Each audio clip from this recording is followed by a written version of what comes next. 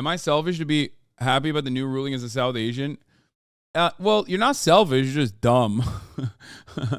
If you think that this new ruling is going to help you get into Harvard, good luck. Unless your father already is a Harvard professor or is an alumni of Harvard, in which case you probably would have gone into Harvard anyway.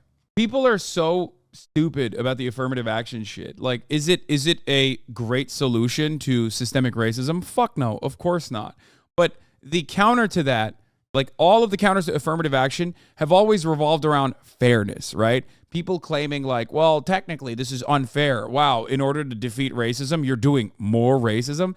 Like, that's idiotic. You're not doing more racism, okay? Are you fucking stupid? That's not how this works. There are racial wrongs that were committed on the basis, on the virtue of the color of people's skins. Now, in order to correct those wrongs, yes, restitution in some form is going to be on similar boundaries, okay? It's so fucking stupid. This is super basic shit. It is super duper basic stuff, okay? If discrimination was done historically on the fucking basis of the color of your skin, then the solution to said discrimination also has to feature that exact same problem. Here's a better analogy, a historically relevant one right now. I've been silent for the past 90 days because of some statements I made concerning the President of the United States, which were distorted. They were distorted? And yes. What did you say, Malcolm? Well, I said the same thing that everybody says, that his assassination was the result of the climate of hate. But only I said the chickens came home to roost, and which means the same thing. You did not say that you were glad the president was killed. No, that's what the press said. What would I look like saying that I'm glad the president was killed? Malcolm, this is your first public statement in that 90-day period, is it not? First time I opened up my mouth in 90 days. That's why I'm talking so fast and so hearty. You feel, however, that we're making progress in this country and worldwide? No. I will never say that progress is being made.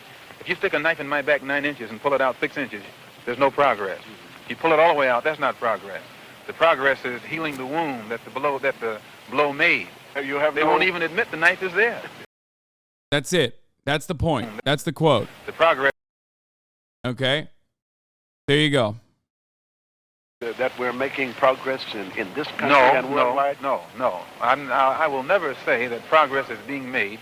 If you stick a knife in my back 9 inches and pull it out 6 inches, there's no progress. If you pull it all the way out, that's not progress. The progress is healing the wound that the blow made. They won't even admit the knife is there. Yeah, they won't admit the knife is there. And that's what this is. The knife not being there is Ben Shapiro saying systemic discrimination doesn't exist. Republicans saying, or conservatives saying, systemic discrimination doesn't exist. That's it.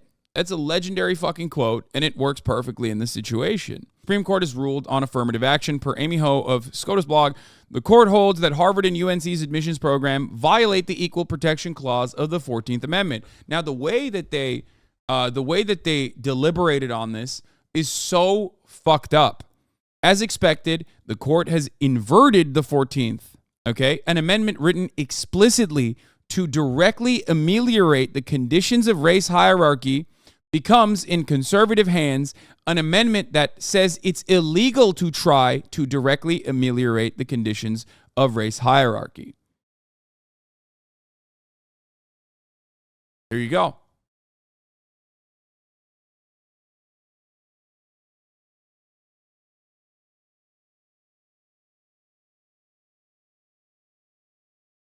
There you go. In a country where segregated school systems still absolutely exist,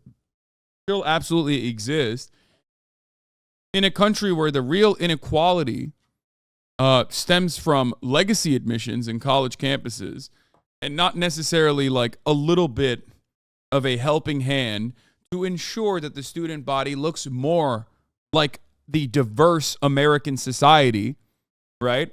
Which has demonstrably positive impacts on learning, okay? And education in a multicultural society. These guys went ahead and were like, nah, fuck that, dude. We don't want this shit. We don't want it at all. So the Supreme Court has ruled that affirmative action policies in UNC and Harvard are unconstitutional according to the 14th Amendment. Okay? Where are the originalists now, trying to apply the meaning of the amendment at the time it was written? Exactly. Well, I've already told you that originalists or textualists are absolutely just racist, reactionary pieces of shit that try to add an intellectual patina to their analysis when their analysis is just fucking racism or whatever the Republican body demands of that moment.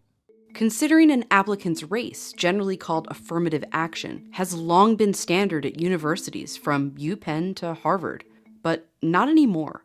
The Supreme Court has ruled that no college in the US can consider an applicant's race in admissions. 9 states have already banned this practice. California did almost 25 years ago. Just enough time for a detailed study on its consequences. Before affirmative action, selecting which of these student applicants would be accepted was fairly simple. Most colleges would essentially filter students. They'd set factors like a minimum GPA or a minimum test score, and voila, there's your pool of accepted students. Obviously, the more selective the school, the higher those standards were. But a big part of both test scores and grades are pre-18 educational investment and, honestly, non-educational investment. The degree to which you had a stable household, the degree to which you had some notion. There are some criticisms about affirmative action that ignores class. Is that true? I think affirmative action is a separate thing. The real thing that ignores class is legacy admissions. So if you want to tackle classism in these institutions, then 1,000,000% you should tackle that instead of affirmative action. That is a significantly larger factor and significantly more problematic than affirmative action.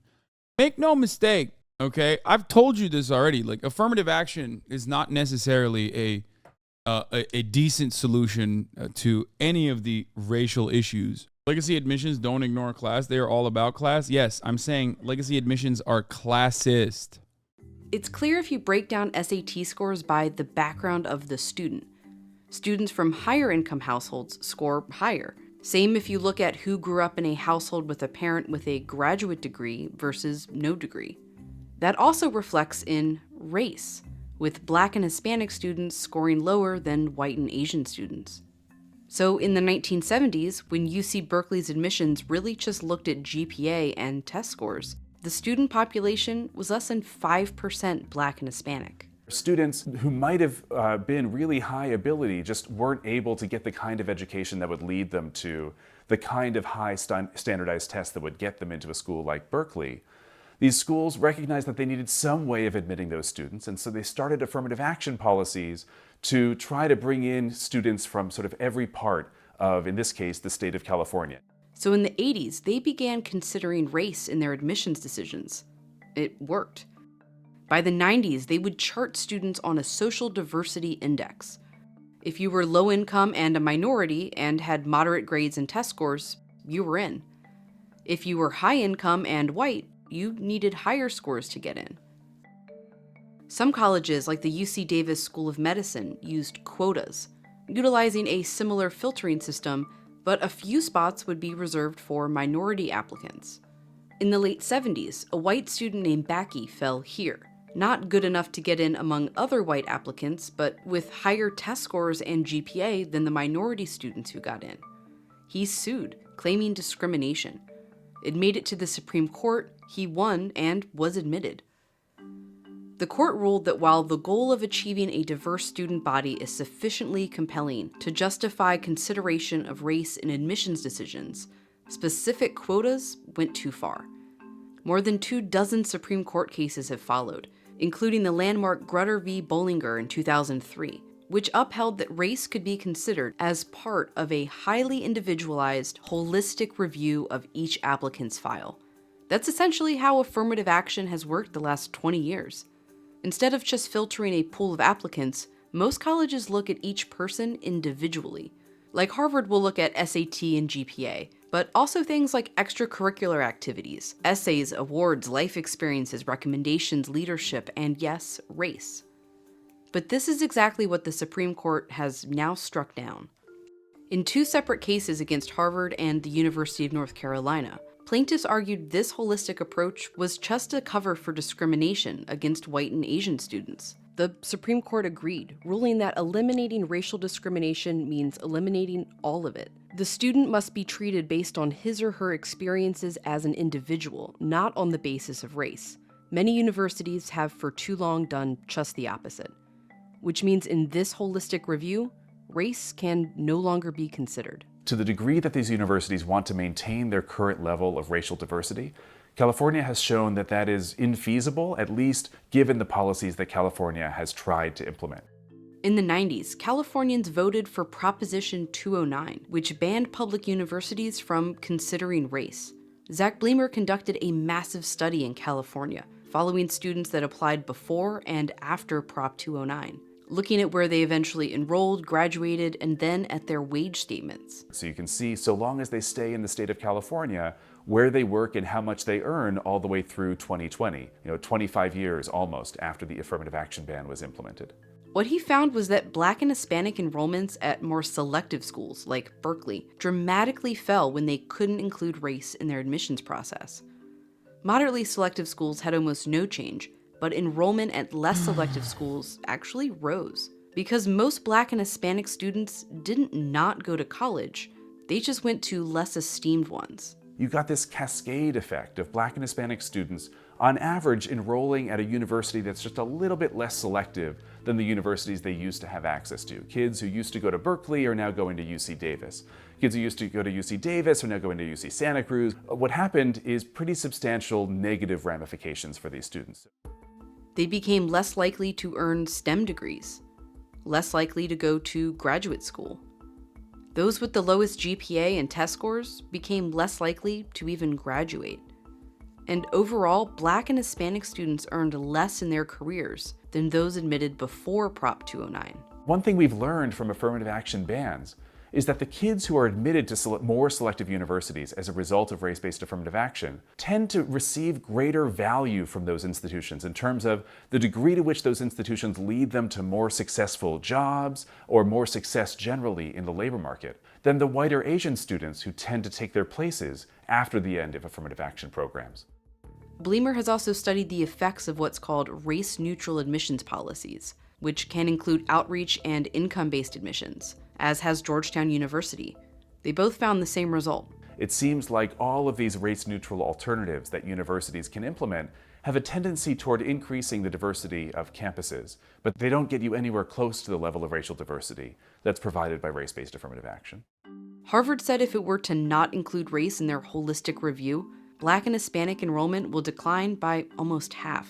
Berkeley, even though it has made strides since Prop 209 to enroll more Hispanic students, the Black student population is still below where it was when it could consider race in admissions. I think we'll see declines in Black and Hispanic enrollment, potentially in some cases quite severe declines in the next couple of years. And as a result, you're going to have this sort of downward shift, Black and Hispanic students enrolling at less selective schools than they had access to previously. There's no clear silver bullet for such universities just to maintain diversity as it is right now. Okay. The ruling in and of itself is addressing a problem that does not exist. Do you understand? Limiting schools to certain criteria and what you should look at is really fucking stupid. What you try to do basically is claim that like schools have racial quotas and they are abiding by said racial quotas by, not allowing certain races of certain people from certain backgrounds to come into the school and instead opening the doors to others. When schools time and time again have said, we have a holistic approach to admissions. We are looking at your background, including your race, as a part of these holistic approaches to admissions. Because in the United States of America, your class position, especially your class position built on top of race, plays a role in your development. Okay? It's ridiculous.